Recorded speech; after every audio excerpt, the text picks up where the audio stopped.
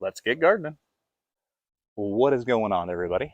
Jesse here, and I wanted to touch bases a little bit on a patch that I made not too terribly long ago.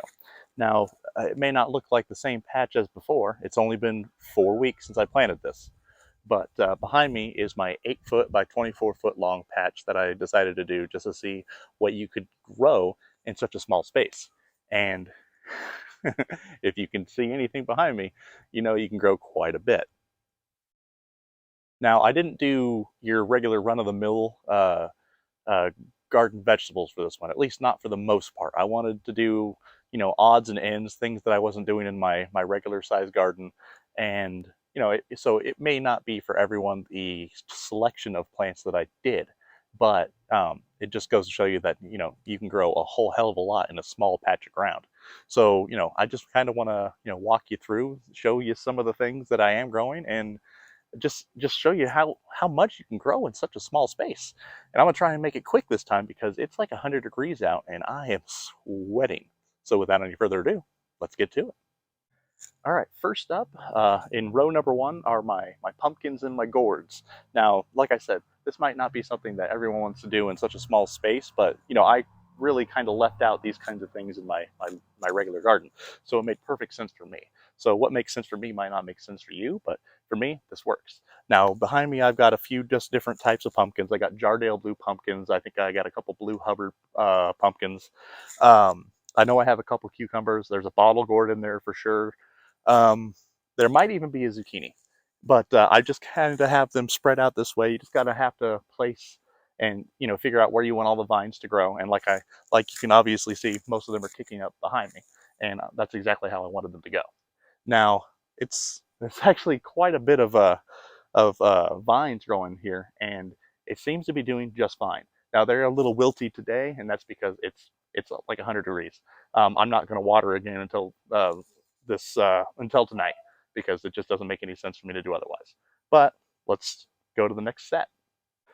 Now, I don't know how well it shows up in the picture just because of the contrast of shadows behind me and everything, but this second row is predominantly filled with huckleberries. Now, this is a ground huckleberry variety that I have actually had no experience with, but it seems to be doing pretty good. Now, I have these rows spaced exactly 18 inches apart, which if I do this again, and I'm going to be honest, everything in here is doing so well, I'm absolutely going to do this style of gardening again. I'd actually go maybe 18 inches or even 24-inch spacing on each row just to give me some more space because it's a little hard to weed through it. But the plants don't seem to be arguing. This thing is huge. It's got tons of little flowers on it. And like I said, I have no experience with huckleberries, but I hope I like them because I'm going to get a lot of them. They're doing really well out here. So well, in fact, that I'm probably going to have enough huckleberries to do some huckleberry jam, huckleberry syrup, try fresh huckleberries, even though I have been told that they are a little bitter. And I just got to be wary. If you know anything about huckleberries, you need to wait till they're ripe because they are slightly poisonous until they are completely ripe. They are in the nightshade family, like tomatoes and everything else. So you just got to be uh, cognizant of that fact. But let's get to the next row. All right. Third row is another plant that I have absolutely no experience with, but I really wanted to try them out in just a in a little test plot, which is exactly what I've got here. Now these are ground cherries, related to tomatoes, tomatillos. You're supposed to wait until they dry and then drop down before you harvest them, but they're supposed to be like sweet tomatillos, and I've heard a lot about them, and I'm really excited about them. Let's see if we got any here. I don't know how well those show up, but they have these little pods, and you wait for these to swell up and drop down to the ground and harvest. Um, as you can see, or maybe you can't see, it's the contrast out here. It's just too damn bright. But I've got a very large row of these guys, and they are doing way better than I ever thought possible. So I'm pretty excited about getting some of these this year. Let's go to the next row.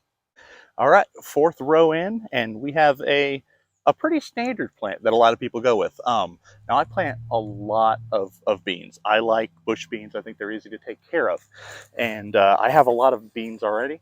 but I figured, what the hell? I had a lot of extra seeds, so I decided let's do another row and a half of bush beans, and they are doing pretty good too.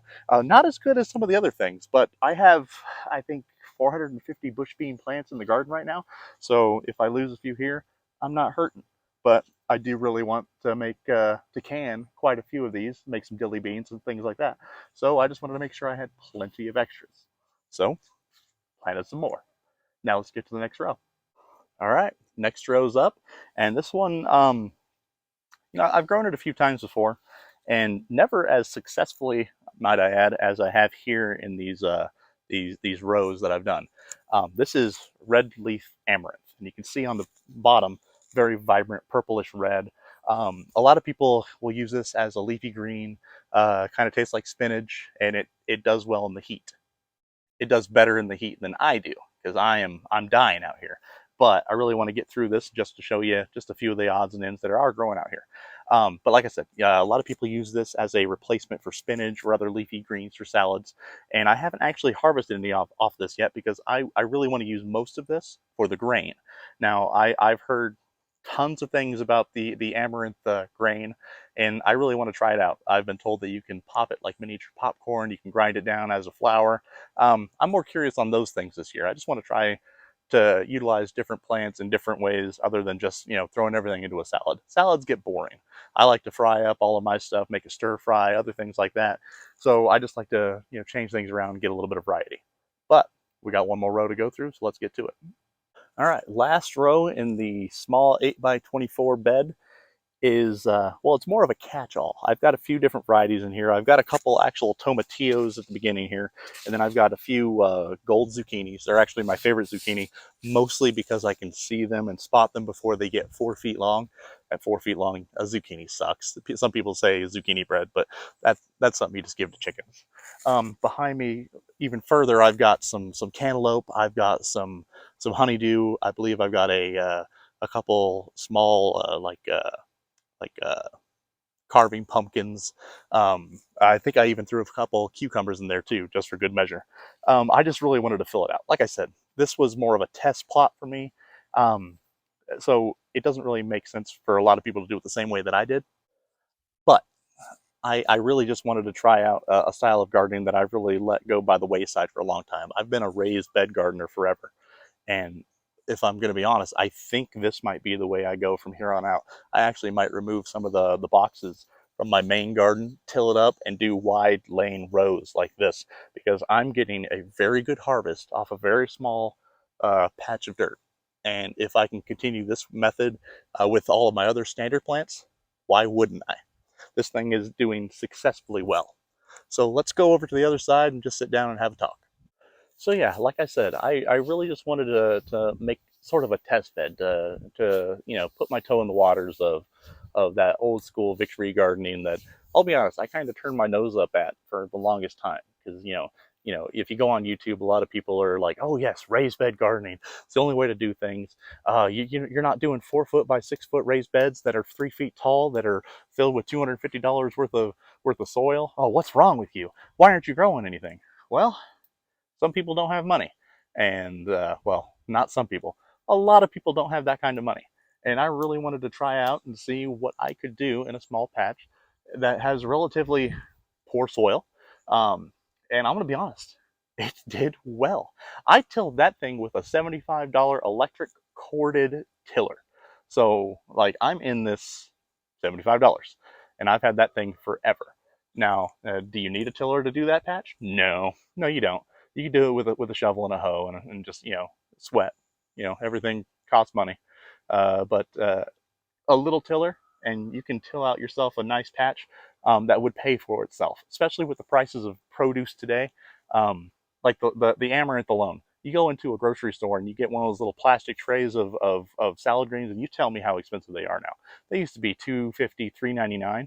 I walked into Hy-Vee and they were almost $8 for a little tray. That's unreasonable. So yes, anyone can do this. Anyone can do a small patch this small and plant a few seeds and just do it.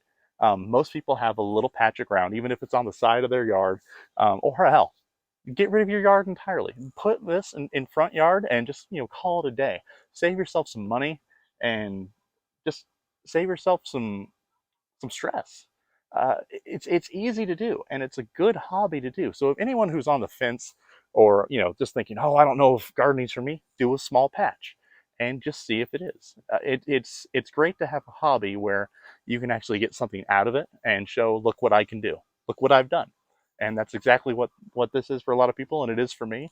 Um, it I've let it blow way out of proportions. I have a very large garden now, but I really like coming out here now.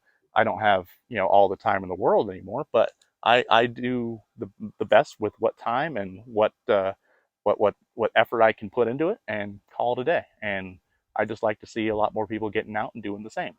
So without any further ado, I think I'm gonna go outside and sweat for a little bit and maybe spend some time with the family. You guys do the same. Happy gardening.